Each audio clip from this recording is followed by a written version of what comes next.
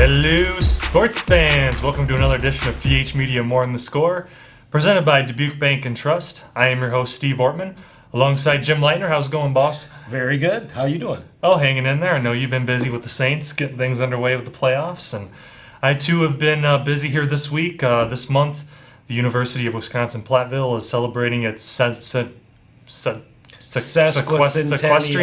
Sesquicentennial. How about we just say 150 years? 150 years Platteville is celebrating, and for their distinguished lecturer event, that's kind of hard to say too. It is. Distinguished lecturer event.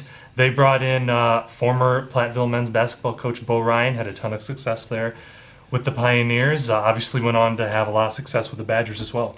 He did. You know, and I think a lot of people remember him for his time in Platteville, and really he revolutionized, or really was a pioneer, so to speak, for that whole conference, because you know he brought a national championship level basketball program to the state of Wisconsin, and you've seen it grow in a lot of different sports like football with Whitewater and Stevens Point. A lot of those schools have had a lot of success on the national level, and it really all started with Bo Ryan winning 6 national championships at tiny Platteville, really put it on the map. And it's a lot of credit to him for what he did, and he was a guy who deserved to go on to the University of Milwaukee or Wisconsin-Milwaukee, and then to the Badgers because of all of his work. But it really started at the University of Wisconsin-Platteville. That's really where he made a name for himself and really developed a great program.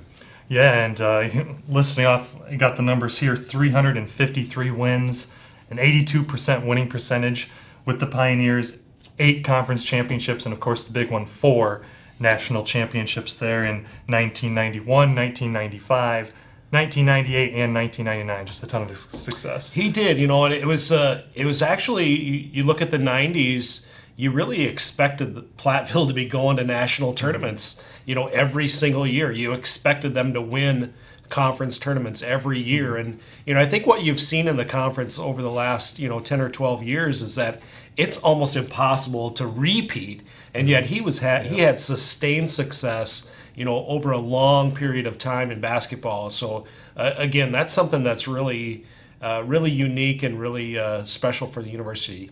Yeah, and right along with Bo Ryan for this whole journey has been Greg Gard, a Cobb, Wisconsin. You talk tiny Platteville, tiny Cobb, Wisconsin native. He joined the staff with Bo Ryan at UW-Platteville in 1993. Was with him all the way through 1999 when he left. Went with him to Milwaukee for 2 years, and then went with him to Wisconsin all the way up until he retired this past December.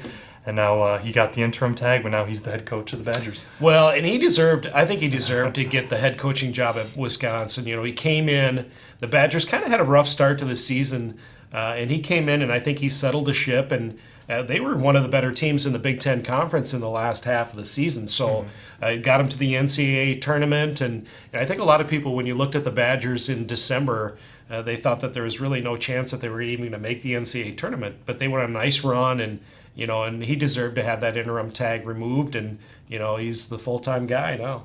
Yep, and at the event up in Platteville this week, Ryan was the speaker, and he got a little surprise visit from a old friend. So let's go ahead and take a look at that footage. The surprise. Well, figured I need something to do on what day is it? My days of the week are even screwed up now. Do you have that problem? Let's see, Not because you're 60-something. or trash is Monday and Thursdays out in California, and the fat paper comes on Sundays. You wonder what's so special about Platteville, why Platteville, Greg, you said it so well, and you covered everything, that I'm going to tell you why I do what I do, and why I came to Platteville, why I coach, and why I mentor. One reason. He's right here. Greg Gard. Watching him coach and watching the program and being a very young coach, 20 years old at the time, 21 years old, coaching a junior high team, that, man, it'd be really neat to learn from him, be on his staff. And that was just, not any envision of what was going to come. Yeah, so a really fun surprise there with Greg Gard stopping in unexpectedly to say hi to Bo, and just a really nice event up there in Platteville. And A lot of good fans there, and if you look at being a fan of the Badgers or Platteville and what Bo Ryan has done, one of the things you love about Bo Ryan is the facial expressions. Well known for those classic Bo Ryan facial expressions. So as a dedication to Bo and what he did at Platteville, and even up with the Badgers, I've got one of my favorite Bo Ryan facial expressions I'm going to use here for the rest of this episode. Hey, Jim, how's it going? That's a foul!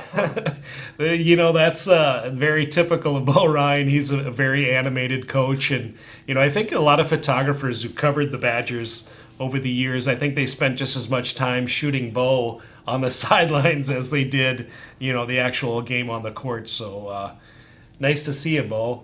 Yeah, thanks for having me, Jim. Enough about me. Let's talk. I know you're busy, too. USHL playoffs are underway, and Saints rallied back in Game 2 to tie things up with Green Bay. They did. It's the first 2 games of the best-of-5 series were in Green Bay on Sunday and Monday. The Fighting Saints have not led at all during those first two games of the series, and yet they come back to Dubuque for Games 3 and 4 with the series tied at 1-1. They did that on Monday night. Dallas Girads scored with about 5 minutes left to go in overtime to win the second game. So the Fighting Saints are coming back home. They're even, and that's a big advantage for the Fighting Saints. Now they have home ice advantage. Yep, and that is very crucial when it comes to playoffs because we know, you know very well as well, the Saints are pretty tough at home. They are. They've been very good at home, and Green Bay has actually been very good at home up there, so it's important for them to go up and steal a victory up in Green Bay. But the Fighting Saints have been extremely tough at Mystique Community Ice Center. Their fans really get into it, and it's always a good raucous atmosphere at Mystique, no matter how big the crowd is.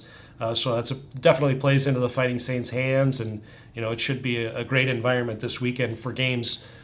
Game 3 is on Friday night, and Game 4 is Saturday night. All right, well, should be a very exciting atmosphere at Mystique this weekend. That's going to wrap it up for another edition of TH Media More in the Score, presented by Dubuque Bank and Trust. I am your host, Steve Ortman. That's Jim Leitner, and that's going to do it for this week. That's a foul! Come on! Take the charge! Don't you see that, ref? Come on! Rah! Loud noises!